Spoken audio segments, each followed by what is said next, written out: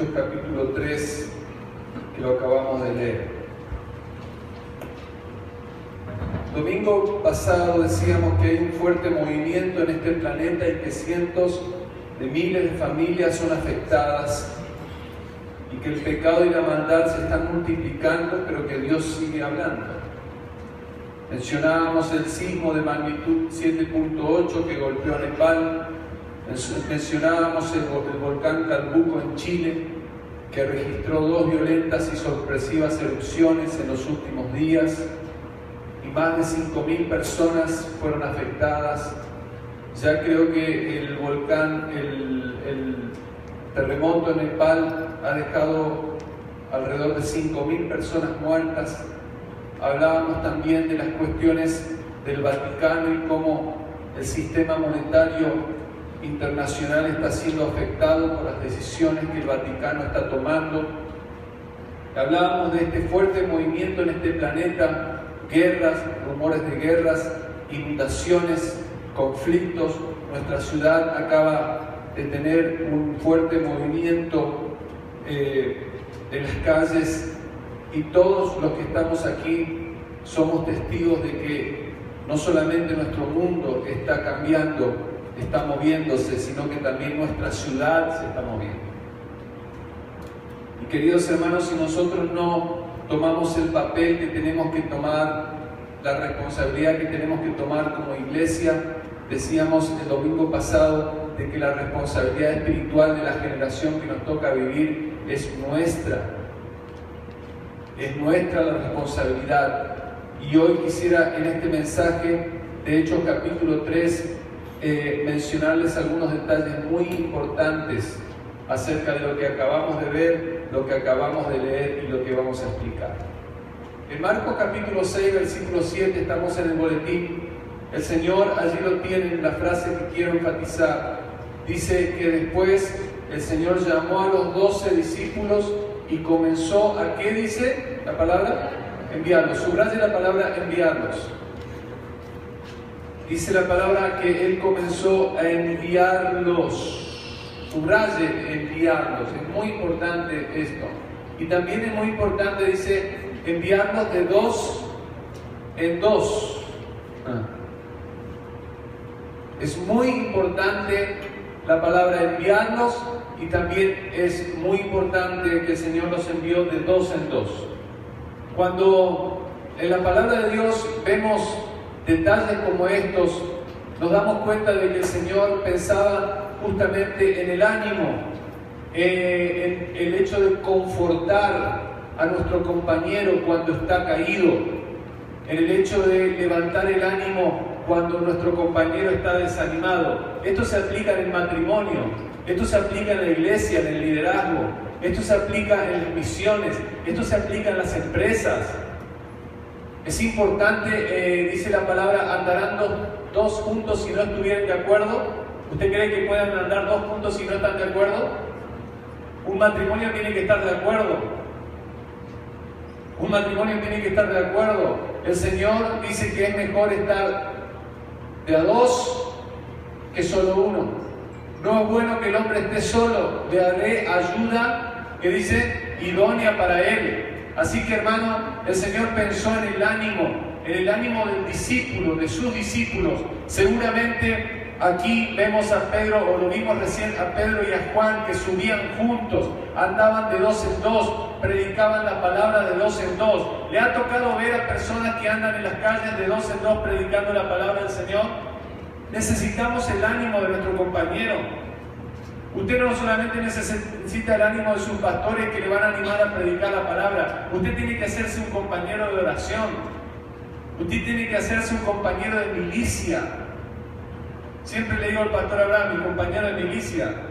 Estamos juntos. Siempre le digo a Juan, gracias Juan por estar aquí a mi lado. Gracias Eric, gracias Guillermo, gracias Carlos, gracias Luis Felipe. Gracias a todos los que están a mi lado y estamos juntos en esta milicia. Es una milicia, hermanos. Tenemos que ir de 2 en 2, porque cuando el uno cae, el otro lo va a levantar.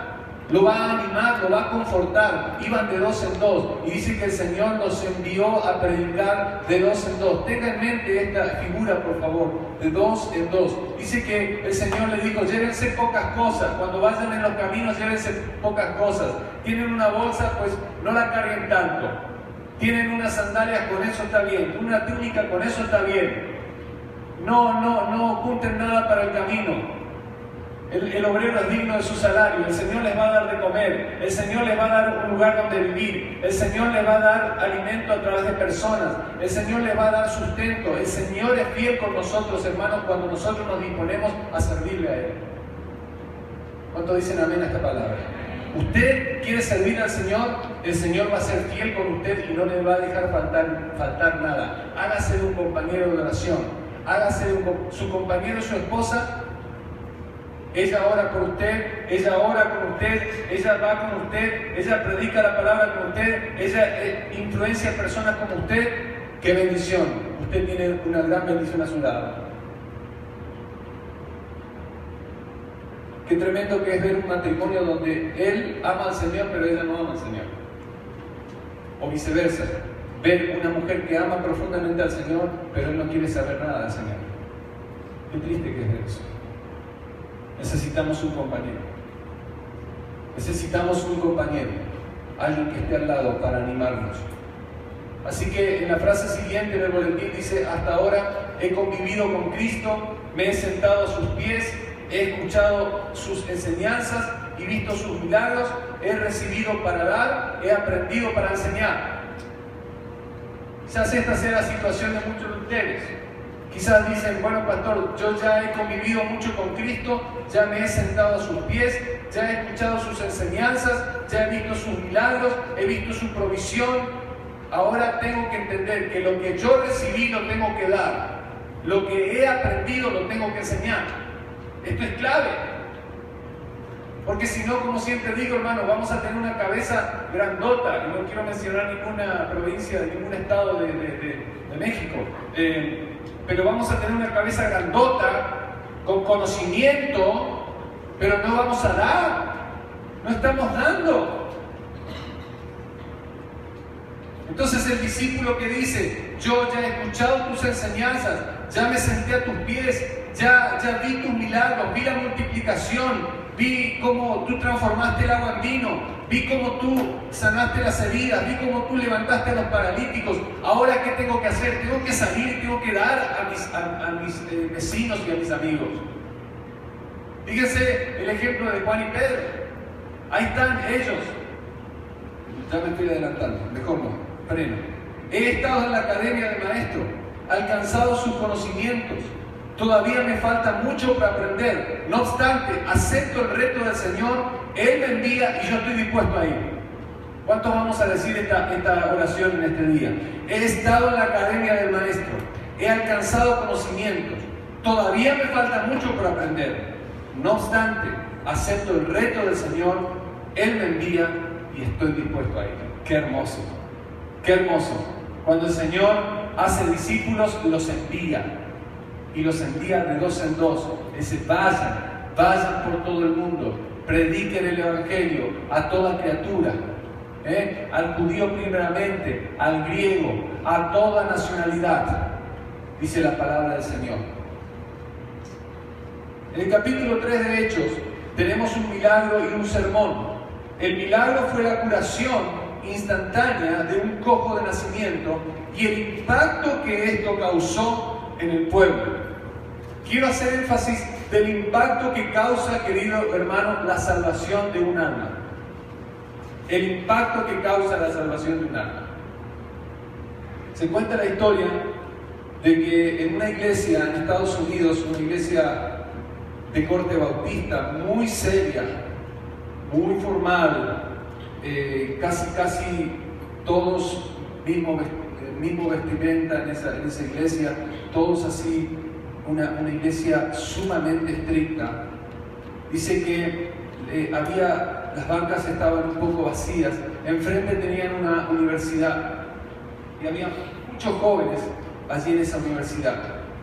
Y el pastor y su comité de líderes, su grupo de líderes, hicieron una junta y decidieron empezar a activarse para poder ganar a los de la universidad de aquí enfrente, a los jóvenes de la universidad de aquí enfrente.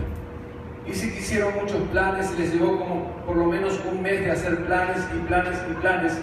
Y cuando al fin de cuentas estaban ya próximos a empezar en esa semana, el día lunes, dice que estaban el domingo en plena reunión, había comenzado, estaban en el tiempo de la alabanza y la adoración. Dice que el pastor estaba sentado acá, los diáconos estaban cada uno en su función, con sus trajes y sus corbatas, bien vestidos. Y dice que de repente, por las puertas de la iglesia, entró un universitario. Pero ese universitario venía con una playerita, venía con un jean todo desgastado y roto, venía con su cabello largo y venía descalzo. Y dice que el universitario se metió por la puerta y entró justamente por el pasillo y se sentó en el suelo, aquí en la parte de adelante. Imagínense toda la iglesia como estaba. No se movía un alma, estaban cantando, pero todos estaban expectantes de lo que pasaba con la figura de ese muchacho, con ese muchacho que había entrado. Un diácono más o menos de 70, 80 años lo vio y dice que a paso muy lento empezó a hacer el mismo tránsito que él había tenido y empezó a caminar lentamente, dejó su bastón y empezó a caminar lentamente hacia el joven. El pastor estaba sentado ahí, no sabía qué hacer. La iglesia estaba toda expectante y vino el diácono, llegó y se sentó al lado de este muchacho y lo abrazó y le dio una bienvenida. Terminó la alabanza, el pastor se levantó, se fue al púlpito y le dijo a la iglesia lo siguiente: quizás ustedes se van a olvidar del mensaje que yo voy a predicar en este día, pero jamás se van a olvidar la actitud de amor que tuvo este diácono en sentarse al lado de un joven necesitado, en sentarse al lado de un joven que no se viste como nosotros, que no tiene saco y corbata, pero un joven necesitado de Dios. Quizás ustedes nunca se van a olvidar de este acto de amor y de bienvenida y de aprecio que nuestro diácono le dio a este joven. Y ese día ese joven reconoció al Señor como su Salvador. Queridos hermanos, nuestra fe no se trata, y la fe que proclamamos en esta comunidad es la fe bíblica.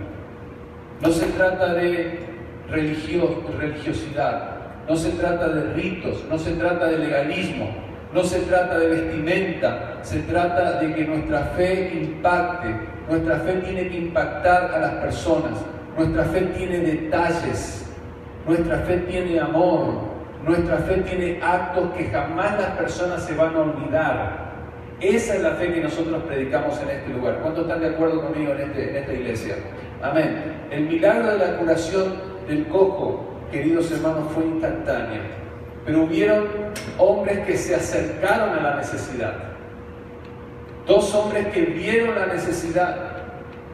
El objetivo del sermón que ustedes van a leer ahí en capítulo 3 fue traer personas a Jesucristo a fin de que se arrepintiesen del pecado de haberle crucificado y creyesen en Él, en el que ahora había sido glorificado.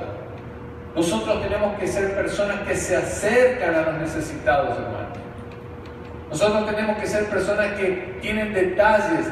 Nosotros tenemos que ser personas que abrazan a las personas, a los débiles, a los necesitados, a los leprosos espiritualmente hablando. Esa es nuestra fe, esa es la fe que va a impactar y esa es la fe que va a traer muchas personas y vamos a ver los asientos llenos y vamos a tener 2 o 3 o 4 puntos en este lugar cuando nuestra fe es una fe cercana. Punto número 1, Dios usa personas ordinarias. Ponga la palabra ordinarias. Dios usa personas ordinarias para efectuar sus milagros extraordinarios. Queridos hermanos, los discípulos eran personas ordinarias. Los discípulos no tenían no tenían estudio, la gran mayoría de ellos no tenían estudios.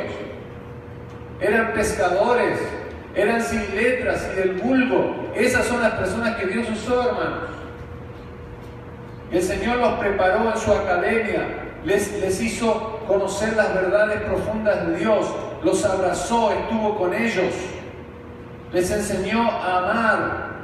Pero Dios siempre va a usar personas ordinarias para efectuar sus milagros extraordinarios. Pedro y Juan llevan a cabo este milagro y hay un vínculo de amistad fuerte entre ellos después de la resurrección de Jesucristo. Usted se da cuenta en la palabra del Señor que Pedro, Jacobo y Juan son los discípulos que más cerca estuvieron del Señor, son las columnas de la iglesia, son los hombres que dieron su vida por el Señor. Amén. Dios usa personas ordinarias para hacer sus milagros extraordinarios. En segundo lugar, de vuelta la hoja de boletín.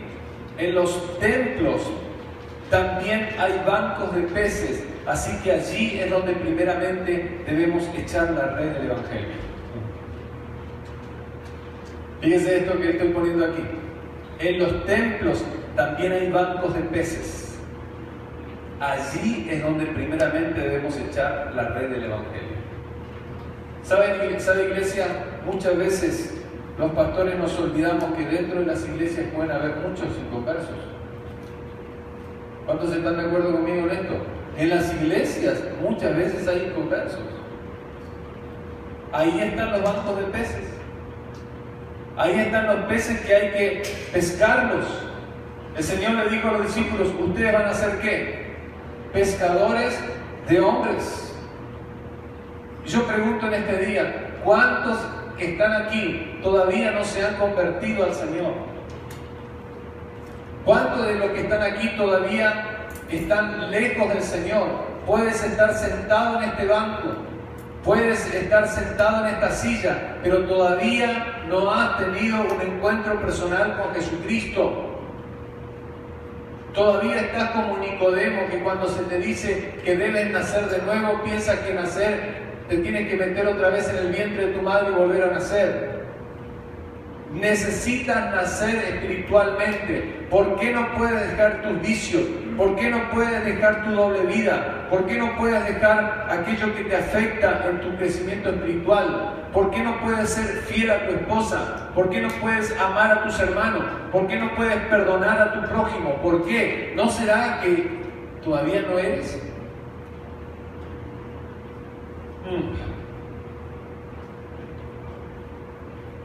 Así que en los templos también hay bancos de peces y allí es donde primeramente debemos echar la red del Evangelio. Seguimos.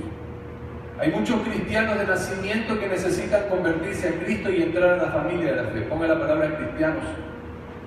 Y lo puse entre comillas. ¿Verdad? Cristianos de nacimiento. Dice, yo soy cristiano, pastor. Yo soy cristiano, yo nací en una familia cristiana. Eso no le hace cristiano. Eso no le hace cristiano. Mi papá era pastor. Mi papá era tractorista. ¿Verdad? Eso no nos hace cristianos. Necesitamos nacer de nuevo. Usted va a reproducirse cuando usted nació de nuevo, cuando usted ya ha tenido un encuentro personal con Jesucristo, cuando el Espíritu del Señor mora en usted. Usted necesita arrepentirse de sus pecados. Usted necesita dejar esa vida de pecado en la cual está viviendo. Usted necesita vivir para Dios. Eso es un verdadero convertido. Y hay muchos cristianos de nacimiento que necesitan convertirse a Cristo. Necesitan convertirse a Cristo y de esa manera entrar a la familia de la fe. Número 2. Hay muchos asistentes que necesitan primero convertirse y luego comprometerse con Cristo. Quizás usted es un asistente a la iglesia, pero usted necesita convertirse. Usted ya deje de ser un asistente, usted necesita ser un convertido. Un convertido. Bueno, yo voy de vez en cuando, pastor, porque no quiero tanto compromiso, yo no quiero que me involucren en nada, yo no quiero esto, yo no quiero aquello. Imagínense si así fuera en el matrimonio. Bueno, me caso contigo, pero nos vemos durante una vez al mes y los otros meses no cuenten conmigo. Los otros días del mes no cuenten conmigo. No, no es así. Nosotros nos tenemos que casar con Cristo. Nosotros nos tenemos que asociar con Cristo. Nosotros nos tenemos que juntar con Él.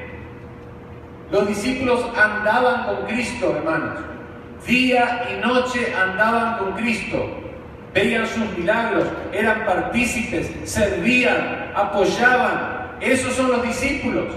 Nosotros, si somos discípulos, no podemos estar aislados. Un día acá, otro día allá, un día sí, un día no quiero, si voy, tengo hambre, tengo sueño, tengo juanete, tengo dolor de espalda, tengo dolor de muela. Así no funciona el cristianismo. El cristianismo funciona con gente valiente. Le dice Pablo a Timoteo, tenemos que ser valientes. No tenemos que ser cobardes, no tenemos que ser incrédulos, tenemos que ser valientes, tenemos que ser esforzados. Esos son los discípulos del Señor. Esos son los discípulos que vamos a marcar la diferencia en esta ciudad, hermano. La ciudad estos días estaba temblando, miedosa, nadie quería salir a las calles. Hay muerte, hay gente del ejército muerta.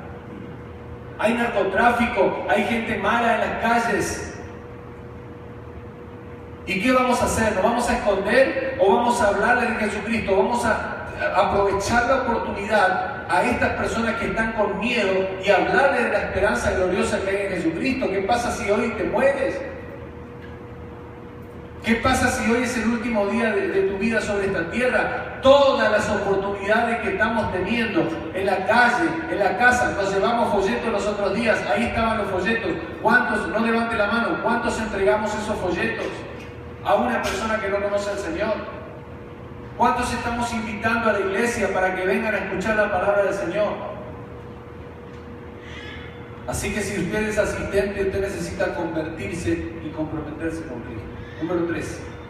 Hay muchos que ven la iglesia como un lugar para pedir, a ver qué puedo sacar de ella, en lugar de decir qué puedo dar a la iglesia y cómo puedo ser útil a la iglesia. ¿Qué le dijo el hombre ese que estaba sentado ahí? ¿Qué le dijo a Pedro y a Juan? Dame. Hermano, cuando usted venga a la iglesia no diga dame, de tiempo, de amor, de fe, de palabras, de sus recursos, de sus diezmos, de sus ofrendas, porque la iglesia necesita ser animada y los pastores de aquí le vamos a animar a predicar la palabra del Señor porque nosotros lo estamos haciendo. Le vamos a animar a vivir vida santa, le vamos a animar a tener una familia constituida porque nosotros lo estamos teniendo. No hay un doble mensaje, no hay una doble vida. Así que si nosotros lo hacemos, la iglesia lo tiene que hacer. Así que no vea a la iglesia como un lugar para pedir. Vea a la iglesia como un lugar para dar. ¿Qué puedo dar? ¿En qué puedo ser útil? ¿Cómo puedo ser útil, pastor? Ayúdeme, dígame en lo que yo puedo ayudar. Aquí estoy para servir. Aquí está mi carro, mi camioneta que me compré, mi carro que me compré. Está nuevo. No, pero no quiero que nadie lo pise, que nadie lo ensucie, que nadie lo... Cuidado, no. ¿Para qué se compra un carro entonces? ¿Para qué tiene una casa si no es para abrirla, para invitar a alguien y abrirle la palabra del Señor? ¿Para qué tiene recursos si no es para invertirlos en la obra del Señor? Todo, hermanos, lo que hemos recibido, lo tenemos que dar. Todo lo que hemos recibido lo tenemos que dar. Ahorita vamos a ver un versículo tremendo de la palabra del Señor. Seguimos. Hay un tiempo para cada persona, un tiempo y un lugar indicados en el reloj de Dios para que escuchen del Evangelio de salvación. Guillermo leía, y ahí lo tienen en el capítulo 3. Observe, dice la palabra del Señor, capítulo 3, versículo 1. Pedro y Juan subían al templo a la hora novena, y luego dice la hora de la oración. ¿Ves? Hay un tiempo, era la hora novena, era la hora de la oración, y hay un lugar también, en la puerta del templo que se llama La Hermosa. Ahí había un necesitado. Stop, escuche esto, hay un tiempo para cada persona. Recuerde cuando usted recibió la palabra del Señor, ¿dónde estaba? Recuerde cómo estaba. Recuerde quién le habló de Jesucristo. Diga, esa persona fue valiente para hablarme de Jesucristo, porque yo era un rebelde, un majadero, un mofón, era una persona que me burlaba. Recuerde, no me recuerde, no me recuerde la...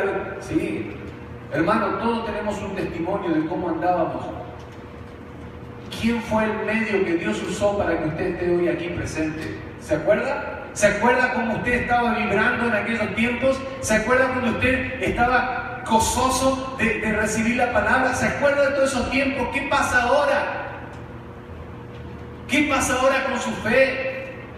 ¿Qué pasa ahora con su temperatura espiritual? ¿Por qué hoy está amargado? ¿Por qué hoy está depresivo? ¿Por qué hoy quiere abandonar y tirar la toalla? ¿Por qué? Ah, qué lindo que es pensar en aquellos días cuando se nos llegó el Evangelio. Fue un tiempo, fue una hora especial, la hora novena, fue la hora de la oración, fue en la puerta del templo que se llama La Hermosa. Ahí estaba un hombre y Pedro y Juan abrieron los ojos. Miren, hermanos, abrieron los ojos para ver la necesidad. ¿Se acuerdan en el video cómo ellos están observando al muchacho? Era un cojo de nacimiento, y ahorita vamos a ver un poquitito el reflejo de la vida de ese hombre, cómo está nuestro mundo.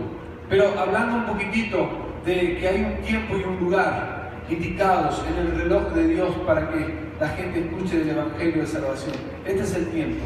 La soberanía de Dios, ponga atención en esto que voy a decir, consiste en que toda la realidad es producto de los decretos divinos. ¿Amén? Toda la realidad es producto de los decretos divinos. Esto quiere decir que Dios está en control de todo lo que sucede en tu vida, sea bueno o sea malo. No quiere decir que Dios sea la causa de la maldad, ni que sea el autor del pecado, ni que se goce de los sufrimientos de sus criaturas, sino que todo lo que está pasando forma parte de un gran plan que resultará inevitablemente en su gloria. ¿Cuántos dicen amén a esta palabra? Hermano, ¿usted cree que lo que pasó el viernes fue obra de la casualidad? ¿Usted cree que lo que pasó en Nepal fue obra de la casualidad? ¿Usted cree que los volcanes que erupcionaron fue obra de la casualidad? Todo está permitido por la soberanía, mano y voluntad de Dios. Él no es el autor del mal, pero Él permite que las cosas sucedan en su tiempo y todo resultará para su gloria. La salvación suya resultó para la gloria del Señor. ¿Se acuerdan cuando el Señor lo rescató? ¿Cuánto le perdonó el Señor a usted? ¿Cuánto el Señor me perdonó a mí? Y hoy lo tiene aquí escuchando la palabra del Señor. Usted está aquí porque el Señor soberano dijo, aquí te voy a poner, porque aquí es donde vas a escuchar el verdadero mensaje de la palabra del Señor. Aquí vas a ser desafiado.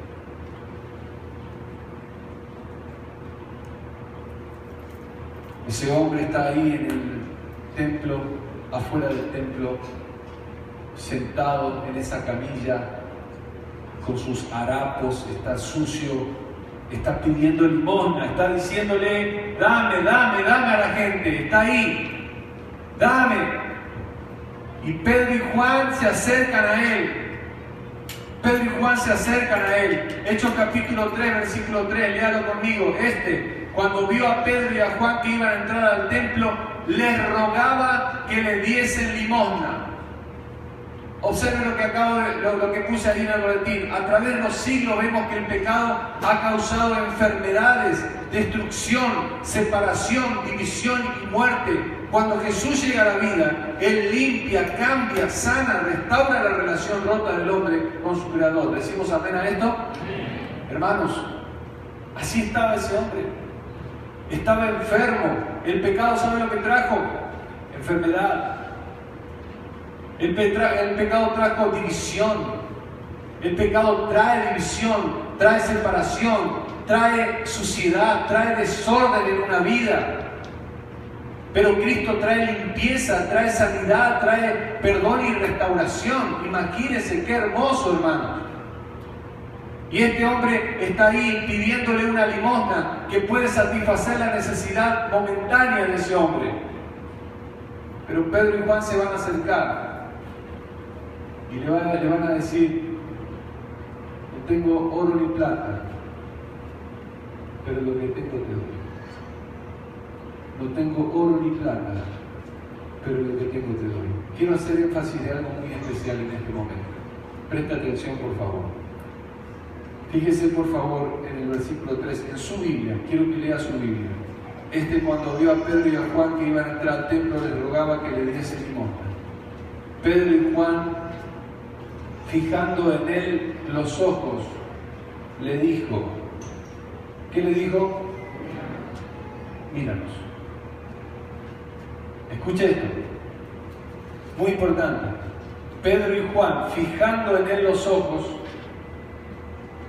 le dijo, míranos.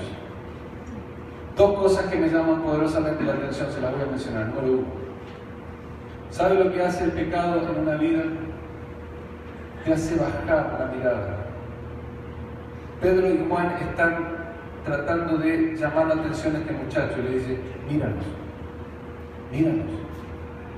Yo cuando usted va a hablar con una persona que anda en vicios, en pecado, anda mal con Dios, ¿sabe lo que hace? No te mira a los ojos. No te mira a los ojos. Pedro y Juan le dicen, míranos. Dame tu mirada. Dice que los ojos son las ventanas del alma. Cuando tú mires a una persona a los ojos, te metes en el corazón de él. Te metes en su necesidad. Y si empiezas a hablarle la palabra del Señor, el Espíritu Santo va a quebrantar su corazón. Y va a ser olor de vida para vida, olor de muerte para muerte. Algo va a pasar. Eso es lo primero que me llama la atención. Lo segundo que me llama la atención es lo siguiente. Pedro le dijo, míranos. No le dijo Pedro, mírame. Le dijo, míranos. Esto es muy importante de recordar, queridos hermanos, en nuestra carrera como siervos y como militantes de la fe. Que nunca te agrandes, que nunca creas que es por ti. Por eso están dos personas. Que nunca pienses que el milagro es por ti, porque ni siquiera tú vas a darle algo tuyo. Pedro y Juan le dicen, lo que tengo te doy. ¿Y qué es lo que tenían ellos? A Jesucristo. Qué tremendo ver hoy pastores y líderes y militantes de la fe que pareciera ser que cuando aparecen nadie los puede tocar, andan con guaruras, andan con carros super ultra mega lujosos, andan con aviones que si están en un hotel tienen que tener toallas especiales y de color. ¿Qué es eso, hermano? ¿Qué es eso? Pedro y Juan dicen, míranos por unos minutos, danos tu atención por unos minutos. Nosotros somos hombres, seres humanos. Y después Pedro, más adelante le voy a mostrar. Es más, se lo muestro de una vez. Ponga su mirada, por favor, ahí. Cuando empieza el pueblo a alborotarse. Fíjese la palabra del Señor. Versículo 12. Viendo esto, Pedro respondió al pueblo, varones israelitas, ¿por qué os maravilláis de esto? ¿O por qué ponéis los ojos en nosotros como si por nuestro poder o piedad hubiésemos hecho andar a esto? Qué impresionante, qué humildad que tiene ese hombre de Dios. Que me encanta ver un hombre humilde de corazón, me encanta ver un hombre que tiene una familia humilde de corazón. No confundamos humildad con falta de dinero. Humildad es no tener más alto concepto de sí que el que debes de tener. Humildad es saber quién eres y saber para qué estás y cuál es tu propósito. Eso es ser una persona humilde. Pedro dice, nosotros somos pescadores. Más, yo les voy a decir una cosa, diría Pedro, yo le negué hace un tiempo atrás, le negué 3 veces al Señor, pero el Señor me restauró y me puso de pie y ahora yo puedo estar predicando y puedo estar diciendo a este paralítico o a quien sea que en el nombre de Jesucristo de Nazaret pueden haber milagros y maravillas. Fíjense la autoridad restaurada en este hombre. Así que, querido hermano, esa es una lección que quiero decirles a la iglesia. No perdamos la humildad. No perdamos de tener un corazón humilde, estable, que no se le suba por nada. Si el Señor le dio un buen trabajo o un mejor trabajo, arrodíllese más. Arrodíllese más, clame más al Señor para que Satanás no lo tiente con el dinero. Si el Señor le dio un mejor carro, arrodíllese más y dígale, Señor, aquí está mi carro y lo ponga a tu servicio. No vaya a ser que el Señor se le haga ponchar las 4 llantas seguidas en un viaje. Humíllese más delante del Señor.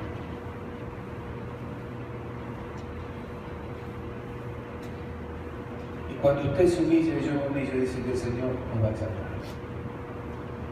Porque el que se humilla al Señor lo va a exaltar. Y por lo contrario, el que se enaltece, el Señor lo va a humillar. ¿Cuánto el Señor nos está hablando en este día? Gloria a Dios. El mendigo representa a la humanidad imposibilitada. Ponga la palabra imposibilitada de alcanzar por sí misma la salvación. Estoy predicando la palabra del Señor, no estoy predicando filosofía, estoy predicando la palabra del Señor. La humanidad está imposibilitada de alcanzar la salvación. Decía Jerónimo hace un rato en su mensaje con Siriaco, dice, por cuanto todos pecamos estamos destituidos de la gloria de Dios. Así que cuando usted viene al Señor, tiene que venir y tiene que recordar que usted va a venir con los harapos, con puros harapos, pura suciedad. No se crea que porque se puso una camisita linda o un saquito lindo, está muy limpio por dentro. Estamos imposibilitados de llegar al Señor por nuestros pecados. Necesitamos la intervención urgente de Dios. Y el mendigo representa a esa humanidad imposibilitada de alcanzar por sí misma la salvación. Número 2, el mendigo representa la necesidad permanente del ser humano, quien cada día pide y busca y quiere lo que le satisface temporalmente. Así está el mundo. Dame, dame, dame, dame, dame. El mundo siempre te está pidiendo, siempre está buscando y busca en lugares equivocados. Siempre está queriendo tener y más tener. Así es la representación con este mendigo que vemos aquí sentado a la puerta del templo. Quiere lo que le satisface temporalmente. La palabra del Señor dice algo muy importante, Juan 3:16, que de tal manera amó Dios al mundo que dice, dado. ¿Ves? No está pidiendo, está dando. Él nos ha dado a su Hijo unigénito para que todo aquel que en Él cree no se pierda, mas tenga vida eterna. Todo aquel que en Él cree no se pierde, hermanos, sino que tiene vida eterna. Y aquí vemos el mendigo representando a la humanidad que pide, Dios dando, dando y dando. Él nos dio a su Hijo unigénito, hermanos. Parte 3 del boletín. La esperanza y la fe deben ser, ponga la palabra, alteradas. ¿Por qué alteradas? Cuando Pedro y Juan fijan los ojos en él, le dijo, míranos. Entonces él les estuvo, ¿qué dice? atento, esperando recibir de ellos algo. Mire, hermano, nosotros tenemos que alterar la fe de la gente. La gente está creyendo en cualquier cosa. Nosotros tenemos que alterar su fe. No porque te digan, ayer lo conversábamos con mi suegro, no porque te digan que Dios te bendiga, me vengas y me digan, pastor, es que él es cristiano. ¿Por qué? Porque me dijo que Dios te bendiga. Hola. Él es cristiano porque en la casa tiene un crucifijo colgado, o en su cuello tiene un crucifijo. Él es cristiano porque tiene un pececito en el carro, una calcomanía. Él es cristiano porque es tan lindo, es tan bueno, y si no es cristiano está ahí a la puertita del templo, pero no está dentro. Hermanos, no nos confundamos. Tenemos que alterar la fe de la gente. Tenemos que mover el corazón de la gente. Pedro y Juan le dicen, míranos. Y él les estuvo atento. Míranos. Y la gente hoy día, yo les decía el domingo pasado, usted le puede hablar de cualquier cosa. Es más, hasta usted le puede hablar de Dios a las personas.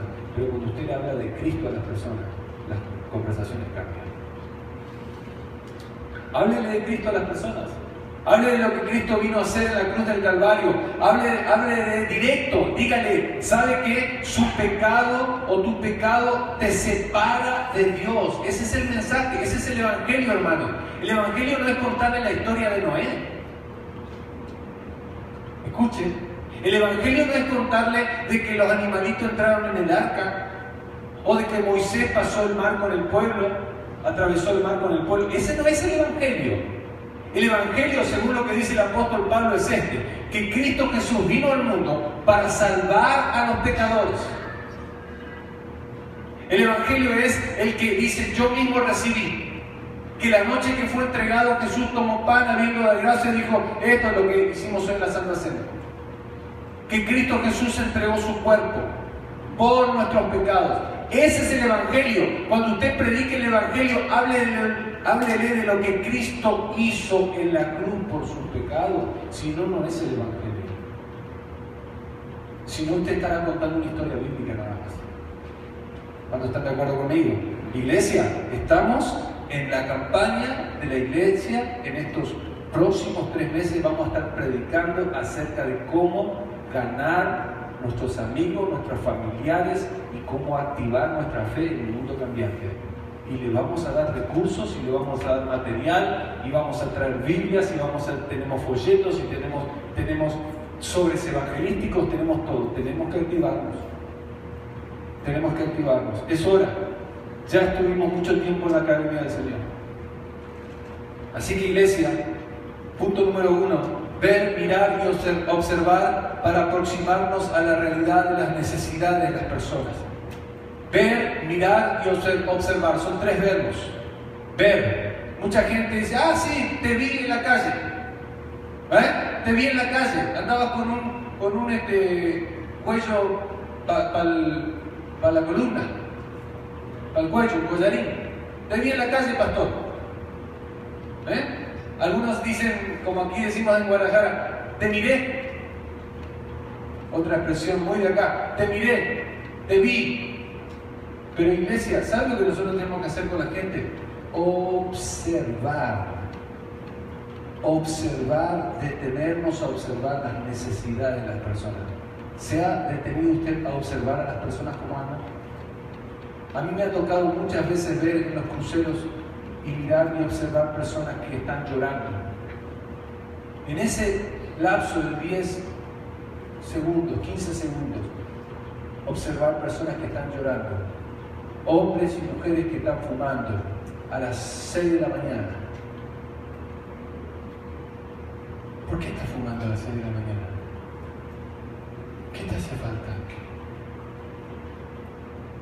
¿Por qué estás llorando a las 7 de la mañana? ¿Qué necesidad tienes? ¿Por qué estás como loco a las 6 de la mañana con tu celular? ¿Qué te hace falta? ¿Qué te hace falta, iglesia? Observe. Observe la necesidad de su hija. Observe a sus hermanos. observe a su familia, observe, hay necesidad en su casa, observe, Cristo satisface, Cristo es el que satisface, observe a sus amigos de trabajo, observe a sus compañeros, observe a los chicos de la universidad, observe a los chicos de la secundaria y de la prepa, hay algo, hay necesidad en ellos. Tenemos que observar para ver y aproximarnos a la realidad de las personas. Ese diácono se sentó al lado del muchacho universitario. Pedro y Juan se acercaron al mendigo. No le dieron dinero porque no tenían. Le dijo, no tengo oro ni plata, pero lo que tengo te doy. ¿Qué es lo que usted tiene, iglesia, para darle a las personas? ¿Qué es lo que tenemos nosotros, los creyentes en Cristo, para darles a las personas? Si no tenemos dinero para las cosas de Dios o para la casa de Dios, al menos debemos tener ojos, brazos y pies para el servicio de Dios y de los hermanos. ¿Me está escuchando? Si no tenemos dinero para las cosas de Dios, hay personas que dicen, pastor, yo no di la ofrenda porque yo no tengo dinero. Perfecto. ¿Qué tienes para dar? ¿Tienes un tiempo para venir a limpiar sillas? ¿Tienes un tiempo para regalarle, te voy a dar 10 sobres evangelísticos? ¿Tienes un tiempo para regalarle a 10 personas que no conocen al Señor? No, bueno, voy a estar muy ocupado esta semana. Bueno, no tienes ni una ni otra cosa, hermano.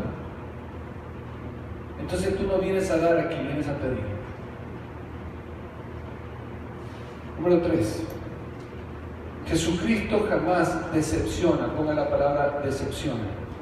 Jamás decepciona a nadie. El mendigo no recibió dinero en aquel día, pero recibió más que eso. ¿Qué recibió? Curación completa. Dice que era un cojo ¿de qué? De nacimiento. De nacimiento. Un hombre que desde su nacimiento no tenía bien sus piernas. Y ese día estaba allí, sentado, fuera del templo. Y dice la palabra del Señor que ese día recibió curación completa. Mire lo que la palabra del Señor dice en versículos 6 y 7. Mas Pedro dijo, no tengo plata ni oro, pero lo que tengo te doy. En el nombre de Jesucristo de Nazaret, levántate y anda. Y tomándole por la mano derecha, le levantó y al momento se le afirmaron los pies y los tobillos. Qué hermosa escena, ¿verdad? Qué hermosa escena. No tengo oro ni plata, pero lo que tengo te doy. En el nombre de Jesucristo de Nazaret, levántate y anda. Pedro no dijo, en el nombre mío, o mira, por mi poder, o por mi fuerza, o yo te declaro, o yo te sano. No. En el nombre de Jesucristo de Nazaret, levántate y anda. Es decir, el que va a operar el milagro en este momento se llama Jesucristo de Nazaret. ¡Qué diferente hoy a los pseudo sanadores y pseudo profetas que andan por ahí, hermanos! Por eso nosotros sí creemos en la sanidad bíblica. Y la sanidad bíblica, hermanos, se produce cuando el Señor quiere, a la forma que Él quiere, a la hora que Él quiere, en el tiempo que Él quiere. Y si no quiere, es su voluntad. Es su soberana voluntad. Y nosotros tenemos que estar contentos con lo que Él quiere. ¿Qué dijo Pablo? ¿Acaso Pablo no le pidió que el Señor le quitara el aguijón? ¿Y qué le dijo el Señor? Bástate mi gracia, porque mi poder se perfecciona en la debilidad. Le dijo el Señor, mira Pablo, yo no te voy a quitar el aguijón. Es más, te lo voy a dejar al aguijón para que no te ensoberbezcas. ¿Se das cuenta? El Señor puede sanar un cáncer. El Señor puede darte nuevos riñones. Señor, dame nuevos riñones. Pero el Señor puede decirme, bástate mi gracia, porque mi poder se perfecciona en la debilidad. Porque cuando somos débiles, entonces somos fuertes. Cuando somos débiles, entonces se nos hace fuerte. No tienes tanto dinero. Quizás el Señor, dos posibilidades. O estás flojeando, o el Señor dice, no te voy a dar tanto, porque tu corazón, si yo te doy 100, piensas que tienes 1.000.000. Y cuando te doy 100, gastas 200. Y ahí nos la lleva el Señor. Vamos, este es el momento en el que el diablo te está diciendo, ya, deja de escuchar, ahora deja la Biblia a un lado. No, este es el momento de prestar más atención todavía, hermanos. Este es el momento, porque viene el desenlace. Cuando llegas al Señor, debes venir con tu mirada fija en Él y con un corazón dispuesto. Esto es muy importante, hermanos. Mucha gente no se quiere congregar en una iglesia. ¿Sabes por qué? Porque ha puesto su mirada en el pastor. Equivocado. Cuando tú vienes al Señor, tienes que poner tu mirada en Él, fijar tu mirada en Él, y tienes que tener un corazón dispuesto. Imagínense que el mendigo, cuando escuchó de Pedro y de Juan que le dijo, no tengo plata ni oro, el mendigo ahí hubiese parado y diga, bueno, entonces ¿para qué te acercás? Como argentino, mire, ¿para qué te acercas? ¿Para qué te acercas entonces? No, hermanos, tenemos que tener un corazón dispuesto a ver lo que Dios va a hacer en nuestra vida. Dios quiere hacer algo en nuestras vidas, nosotros tenemos que tener corazones dispuestos. ¿Es su corazón un corazón dispuesto? ¿Cuántos creyentes aquí ya han perdido la sensibilidad de sus corazones? Tienen corazones duros y no están oyendo la voz del Señor. Número 4. Cuando Dios, mediante su palabra, nos manda a caminar en sus mandamientos, también nos da de su Espíritu para que nos tome de la mano y nos levante. ¿Se acuerdan lo que hizo Pedro con el mendigo? ¿Qué hizo? Dice la palabra del Señor. Mira ahí, por favor, en el versículo 7.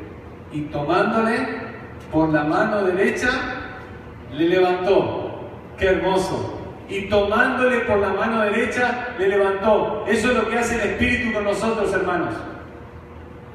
Eso es lo que hace muchas veces el pastor con ustedes. Eso es lo que hace un hermano en la fe con ustedes. Cuando los ve ahí desanimados, ¿sabe lo que hace? Viene el Espíritu. Viene el Espíritu, usa la palabra del Señor. O viene el pastor y te agarra del brazo y te levanta. Y te levanta y dice, vamos hermanos, vamos para adelante, no te desanimes, vamos en esta prueba, sigue luchando, ya va a pasar, o el Señor te va a fortalecer y te va a fortalecer más todavía en esta debilidad. Eso es lo que hace el Espíritu Santo en nuestra vida, nos ayuda en nuestra debilidad. Dice la palabra que Él intercede por nosotros con gemidos indecibles. Cuando usted está orando y no sabe cómo pedirle al Señor, siga orando. Siga orando, es más, a veces está como balbuceando y no se le entiende nada de lo que está diciendo. El Señor intercede, el Señor interpreta, el Espíritu Santo interpreta su oración y se la lleva al Padre y dice, Padre, esto es lo que te está diciendo tu hijo o tu hija, esta es la necesidad que él tiene. Pedro y Juan dice que Pedro tomó la mano del mendigo y lo levantó. ¿Cuánto necesitamos en este día a nuestro lado una persona que nos anime, nos levante, o el mismo Espíritu Santo de Dios que nos diga, aquí estoy? Él es nuestro paracletos, hermanos. Y la palabra paracletos en el griego es el que está a tu lado para ayudarte. Amén. Ese es el Espíritu Santo del Señor. Fíjense bien. Hechos capítulo 3, versículo 8 al 11.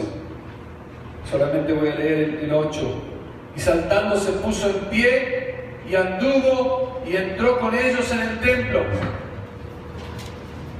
andando y saltando y alabando a Dios. Mire esa imagen. lindo viento que el Señor nos está dando. Saltando se puso en pie y anduvo y entró con ellos en el templo, andando y saltando y alabando a Dios. Mire qué preciosa imagen. Y ahí en el punto dice, si experimenté la obra de la gracia de Dios, si experimenté la obra de la gracia de Dios en mi vida, daré evidencia de esa gracia que he recibido. Esto es clave. Cuando yo experimento la obra de Dios en mi vida, ahora voy a dar evidencia de esa obra o de esa gracia que he recibido. Este muchacho que había recibido sanidad, dice la palabra, que empezó a saltar, empezó a gritar, empezó a alabar al Señor. Qué hermoso cuadro que vemos en esta parte de la Escritura. Andando, parte final del boletín, debajo del párrafo que dice bienvenidos, parte final dice andando, saltando y alabando a Dios.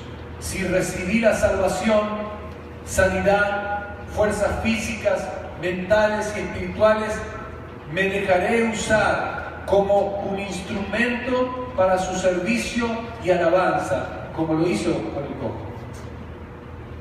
Ese hombre, dice la palabra, que empezó a andar, empezó a saltar, empezó a alabar a Dios.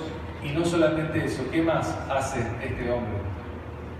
Entró. ¿Sí se dieron cuenta de eso? Versículo 8, por favor. Rubén, ¿me ayudas?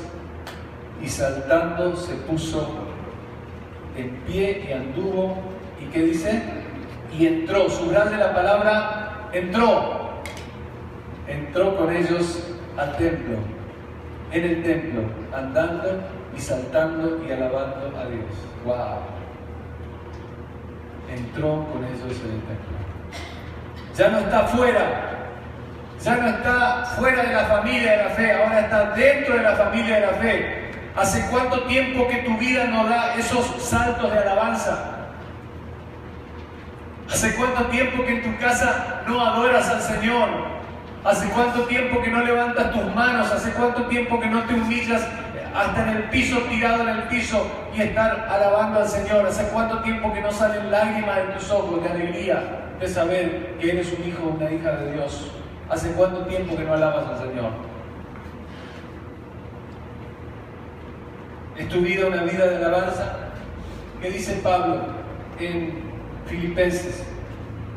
Estad, escuche esto, siempre gozosos, orad sin cesar, dad gracias en todo, porque esta es la voluntad de Dios. Lo voy a repetir. Pablo dice en Filipenses, estad siempre gozosos, orad sin cesar, dad gracias en todo, porque esta es la voluntad de Dios. Le voy a proponer algo esta semana antes de hacer la oración que marqué ahí en el boletín. Esta semana, escuchen, es para todos, es para todos. 0 quejas.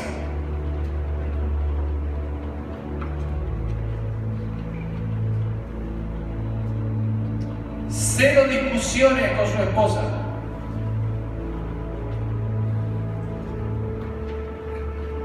Cero ironías.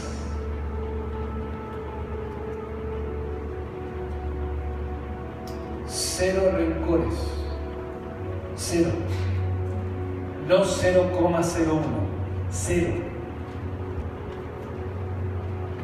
Y en esta semana, 100 alabanzas. 100% alabanzas, 100% oración y 100% una vida de gratitud. Mire el desafío que le estoy dando como pastor. 0 quejas, 0 discusiones, 0 rencores, 0. 100% alegría, 100% alabanza, 100% oración, 100% agradecimiento. ¿Cuántos toman esta palabra? ¿Cuántos toman esta palabra? Amén. ¿Es para mí? Amén. Señor, oramos.